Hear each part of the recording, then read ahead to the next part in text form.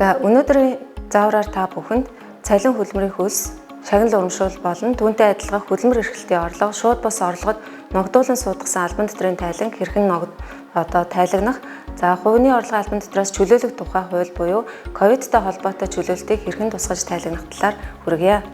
За та бүхэн мэдчихэж байгаа тийм ээ 4 сарын 9-ний өдөр засгийн газраас дэмжих зорилгоор батлагдсан хувийн орлогын албан дотроос чөлөөлөх тухай хууль батлагдсан. Тухайн хуульд маань хувийн орлогын албан дотор буюу хуулийн 7-1-ээс 7-1-7 заасан орлогод ногдсон албан дотрыг чөлөөлж өгөхөөр заасан байна. За энэ дээр бол хамрагдахгүй хэд хэдэн 3 залт байгаа. Нэгдүгээр төрийн өмчийн байгууллагууд, хоёрдугаар төрийн өмчийн ихтэй сургуулиас бусад төрийн өмчийн болон орон нутгийн оролцоотой байгууллагын ажилчид, гуравдугаарт нь бол гадаадын зээл тусламжаар хэрэгжиж байгаа тендерт ялан тухайн ажлыг хэрэгжүүлж байгаа ажилтнуудын хувийн орлогын албан дотрыг чөлөөлөхгүйгээр заасан байна. За хэрхэн тайлагнах талаар тайлангийн сайт дээрээ тайлбарлая. За нэгдүгээр улирал та бүхэн ТТ11 тайлан бол илгээсэн байгаа. Тэгэхээр нэгдүгээр улирал болон хоёрдугаар улирал чөлөөлөлттэй болон чөлөөлтгүй үеийн дотрын тооцооллыг тайлангийн маягтан дээр жишээ авч тайлбарлая. Тухайн ажилтан маань сардаа сая төгрөгийн цалинтай гэж тооцоолбол тухайн иргэний маань хэдэн төгрөгийн цалин хөдөлмөрийн үлснээс төлөх ёстой албан дотрыг чөлөөлж өгөх вэ гэдэг тооцооллыг хий. За тэгэхээр сардаа сая төгрөгийн цалинтай гэж тооцвол эхний хагас жилдээ бол нийтдээ 6 сая төгрөгийн цалин үлсийг авахар байгаа. За 6 сая төгрөгийн цалин үлснээс ковидтай холбоотой хуультай холбогдуулан тухайн иргэн маань 2 дугаар улирлын цалингаасаа нийтдээ 250 мянган төгрөгийн албан дотроос бол чөлөөлөгдөхөөр тооцоол хийгдсэн байгаа. За энэ жишээг авч үзэхэд за ТТ11 тайлан бол 20 оны 1-р улирлаас эхлэн зөвхөн хавсрал мэдээгээ үнэн зөв бөглснөөр тайлангийн нүүр хэсэг маань бөглөгдөхөөр байна. Тайлангийн нүүр хэсэгт маань татвар төлөгчид маань зөвхөн татвар төлөгчийн тоо гэсэн багныг бөглөнө. Татврын дүүн гэсэн хэсэг маань хавсрал мэдээнээс татагдаж орж ирэхээр ийм өөрчлөгдсөн байгаа тийм ээ. За тэгэхээр үүний тулд эхлээд мэдээ буюу ТТ11 тайлангийн ХМ11.01 гэсэн хавсралт мэдээг бүрэн бөглөнө гэсэн үг. За энэ хавсралтаа сонгоод ороход тухайн хавсралтанд бол ажилтны мэдээлэл авсан цалингийн мэдээлэл болон нийгмийн даатгалын шимтгэл хэдэн төгрөг төлөх вэ татврын тооцооллыг бол үндсэндээ хийж өгдөгөө гэдгийг мэдэж байгаа. За энэ жишээн дээр бол авахдаа нэгдүгээр мөрөнд буюу татврын алтан ганц гэдэг иргэнийг 2 удаа авлаа тийм ээ. Нэгдүгээр мөрөнд бол татврын чөлөөлтөнд хамрагдахгүй үе буюу нэгдүгээр улирлын тооцоол, хоёрдугаарт нь татврын чөлөөлтийн дараах тооцоол буюу ковидтай холбоотой албан дотрыг чөлөөсөн үеийн тооцооллыг тусад нь ялгаж харууллаа. Тэгэхээр та бүхэн энэ мэдээллийг бол нэгтгэж гаргана гэдгээ ойлгож байгаа баха. За Батбаярын алтан ганц гэдэг иргэн маань нийтдээ сая төгрөгийн цалинтай гэж авч үзье тийм ээ. Тэгэхээр нэгдүгээр улиралдаа 3 сая, хоёрдугаар улиралдаа 3 сая, эхний хагас жилдээ нийтдээ 6 сая төгрөгийн цалин үлсийг авсан байна. За энэ иргэн маань эрүүл мэнд болон нийгмийн даатгалын шимтгэлийг нэгдүгээр улирал буюу чөлөөлөгдөөгүй үедээ бол 345 мянган төгрөгийн нийгмийн даатгалын шимтгэлийг төлөх тооцоол хийгдсэн байна.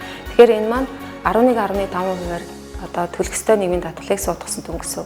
За хоёрдугаар улирал дээр яагаад 60 мянга байгаа вэ гэхээр энэ маань нийгмийн даатгалын 9.5%-ыг чөлөөлж өгсөн учраас эрүүл мэндийн даатгалын шимтгэл болох зөвхөн 2%-ийг төлөхөөр тооцоол хийгднэ гэсэн. За ингээд 60 мянган төгрөгийн тооцоол төлөх ёстой 2 дугаар улиралдаа эрүүл мэндийн даатгалыг төлнө гэд энэ иргэн маань нийтдээ эхний хагас жилдээ 405 мянган төгрөгийн эрүүл мэнд болон нийгмийн даатгалын шимтгэлийг төлөхөөр гарсан байна. За татвар ногдуулах орлого гэдэг маань нийт цалин үлснөөсөө төлсөн эрүүл мэнд болон нийгмийн даатгалыг шимтгэлийг хассан дүн байдаг.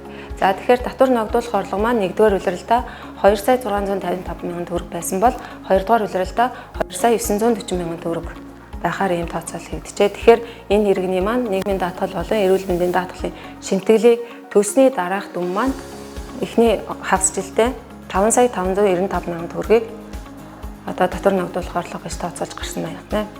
За ингээд энэ иргэн маань нийтдээ 6 сарыг энэ байгууллагт ажилласан. Эхний улиралдаа 3 сар, хоёрдугаар улиралдаа мөн 3 сар ажилласан гэдэг энэ иргэн маань нийтдээ 6 сарын хугацаанд энэ байгууллагт ажилласан байна.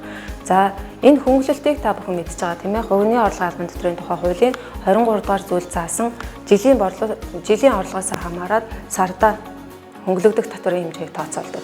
За тэгэхээр эхний хагас жилдээ энэ иргэн маань нийтдээ 6 сар ажилласан хөнгөлөгдөх татврын дүн маань 608 мянган төгрөг гэж тооцоологдож гарсан байна. За ингээд суудгасан албан татвар буюу хөнгөлөгдсөний дараах албан татврын дүн маань 1-р улиралдаа 211,500 төгрөг, 2-р улиралдаа буюу чөлөөлөгдсөн үеийн албан татврын тооцоол маань суудгах ёстой албан татвар 240 мянган төгрөг татвар төлөхөөр ингэж тооцоол хийгдсэн байна. За ингээд 1-р улиралдаа чөлөөлөгдөх албан татвар байхгүй учраас энэ дээр эхний улиралтаа бол 0, 2-р улиралдаа татврын чөлөөлж өгнө гэсэн учраас энэ иргэний чөлөөлөгдөх ёстой албан татвар маань 240 мянга байна. За ингээд суудгасан албан татвар 2-р улиралдаа 240 мянган төгрөгийн чөлөөлтийг эзэлсэн. Тэгэхээр энэ иргэний маань төлөх ёстой албан татвар нь 211 мянган төгрөг буюу 1-р улирлын тооцоололоор л төлөлт хийгднэ гэсэн. За ингээд мэдээгээ хадгалснаар энэ маань тайлангийн нүүр хэсэгт үндсэндээ мэдээлэл нь бол татагдаж орж ирсэн байна.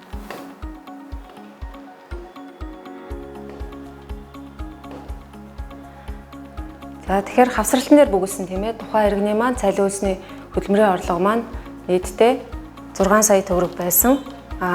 Хоёр иргэн биш энэ дээр бол нэг ажилтан гэдгээрээ бүгд нь ягаад гэвэл ялгааг харуулахын тулд хоёр иргэнээр авч үзсэн байна. За ингээд энэ иргэний маань төлөх ёстой нийгмийн даатгалын шимтгэл 405 мянган төгрөг байсан. За татвар ногдуулахдаа хөнгөлтийн дараах дүн маань 451,500 төгрөгийг ногдуулж ирсэн байна. За ингээд энэ иргэний маань төлөх ёстой энэ байгууллага албан татвар төлөгчийн маань төлөх ёстой албан татвар маань чөлөөлтийн дараах дүнгээр буюу эхний улиралдаа ногдуулан суудгасан 211,500 төгрөгийг төлөхөөр ийм тооцоол хийгдсэн байна. За ингээд та бүхэн маань мэдж байгаа тайлангаа хадгалаад төгрөг мөнгөөр шивсэн гэдгээ баталгаажуулаад илгээх төвчийг дарснаар тайлан маань илгээгдэж татврын ногдол зөв татгана гэсэн. За үүнтэй холбоотой тодруулгыг өгөхөд тухайн ажилтан маань тухайн чөлөөлтөнд хамрагдахгүй гэсэн хүсэлт гаргаж болно тийм ээ. Энэ үед бол иргэний сонголт байх учраас албан татврыг ногдуулан чөлөөлөх татврын тооцоол хэсэг дээр бол дүн тусахгүй тайснаар тухайн иргэн бол чөлөөлөгдөхгүй байж болно гэсэн. За тухайн хувийн орлогын албан татврын чөлөөлттэй холбоотой чөлөөлөгдсөн албан татврыг засгийн газрын дэмжлэг гэж бүртгэхгүй бөгөөд хэдийгээр энэ засгийн газрын дэмжлэгийг хэрэгжиж байгаа хуулийн дагуу чөлөөж байгаа боловч албан татврыг бүрэн чөлөөлж байгаа учраас чөлөөлөгдсөн албан татвараараа бүртгэх нь зүйтэй гэдгийг анхаараарай.